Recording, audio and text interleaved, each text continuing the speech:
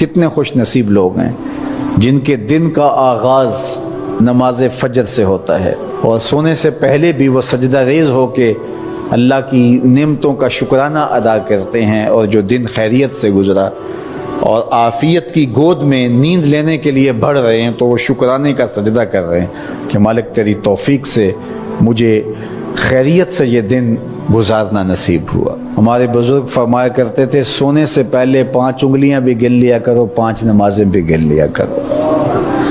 اگر 5 نمازیں پوری ہیں تو اللہ کا شکر ادا کیا کرو کہ تمہیں توفیق اس نے عطا کی۔ اللہ اکبر۔ حضور علیہ السلام نے کچھ لوگوں کو دیکھا معراج کی شب کہ ان کے سر پتھروں سے کوٹے جا رہے ہیں، کچلے جانے کے بعد پھر دوبارہ سر صحیح کر دیے جاتے ہیں، پھر پتھروں سے ان کے سر کوٹے جاتے ہیں، ریزہ ریزہ ہو جاتے ہیں، پھر دوبارہ ان کے سر صحیح کر دیے جاتے ہیں۔ جبریل امین نے کہا حضور یہ آپ کی امت کے وہ لوگ ہیں جو نماز میں کاہلی کیا کرتے تھے، نماز میں سستی کیا کرتے تھے، نمازوں پر بوجھ تھا کہ یہ وقت ہو گیا ہے اب پڑھنی پڑے گی، دیر کرتے رہتے، پہلے پڑھنا نہیں چاہتے تھے، اگر پڑھنی پڑھ بھی جاتی تو پھر نماز کی وجہ سے ان کے سر بوجھل رہتے تھے۔ آج ان کے وہ سر کوٹے جائیں گے۔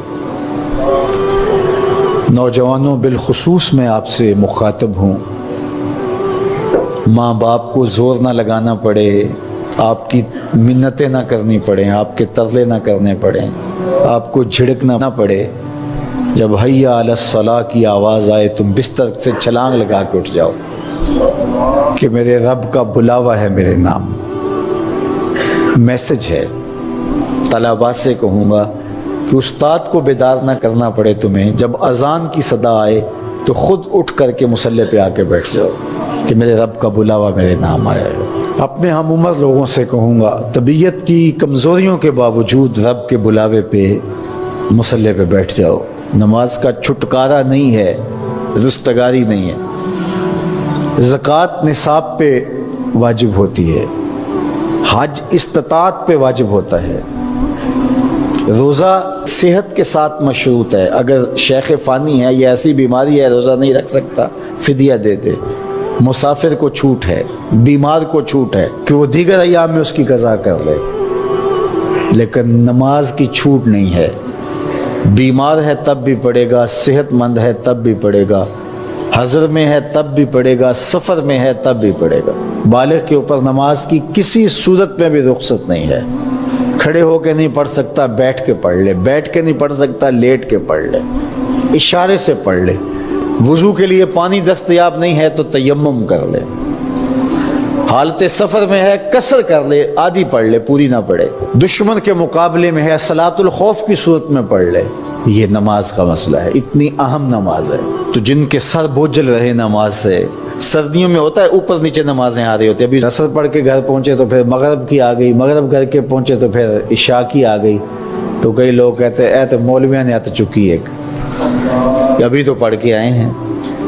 تو کیوں شوق نہیں ہے تمہیں؟ ایک نماز کے بعد وہیں بیٹھ کے دوسری نماز کے انتظار میں مسجد میں قیام کرنے والا، اللہ اکبر، فرشتے ناز برداریاں کرتے ہیں۔ مسجد میں صحابہ بیٹھ جاتے ہیں، ایک نماز پڑھی اب دوسری پڑھ کے جائیں گے، دوسری پڑھی تو اب تیسری پڑھ کے جائیں گے، اور جب نماز کا وقت آتا تو وہ انتظار کرتے کہ ابھی تک اذان نہیں ہوئی، اور حضور جب حضرت بلال حبشی رضی اللہ تعالی عنہ کو اذان کے لیے کہتے تو کہتے ارحنا یا بلال، بلال اٹھو ہمارے دل کو راحت پہنچاؤ۔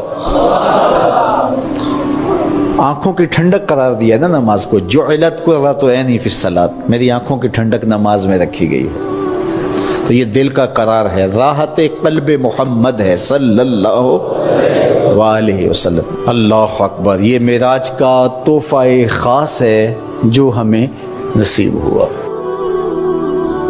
بندیا منا رب کو جہاڑے چار زندگی ہے، اٹھے بندیا منا رب کو جہاڑے چار زندگی ہے، متا موقع چکا بہمیں بے اعتبار زندگی